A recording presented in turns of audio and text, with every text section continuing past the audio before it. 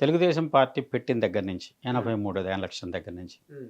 ఎప్పుడూ కూడా 2019 ఎన్నికలు తప్పితే ప్రతి ఎన్నికను ఏదో పార్టీతో కలిసే వెళ్ళింది. 1983లో సంజయ్ విచార్ మంచితో పొత్తు. తర్వాత కమ్యూనిస్టులు 84 ఎలక్షన్‌కి.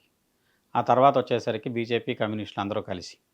ఆ తర్వాత వచ్చేసేసి మళ్ళీ కమ్యూనిస్టులు వచ్చి చేరారు. ఏమిటి కారణం? దీని ప్రకారం మనం ఒక విశ్లేషణగా చూసుకుంటే ఈ చంద్రుడి యొక్క ప్రాబల్యం అధికంగా ఉన్నటువంటి పార్టీ తెలుగుదేశం. హ్మ్. చంద్రుడు ఉచ్ఛలో ఉండి వృషభ లగ్నం, వృషభ రాశి ఈ పరిస్థితుల్లో తెలుగుదేశం పార్టీ పెట్టని తటస్థించింది.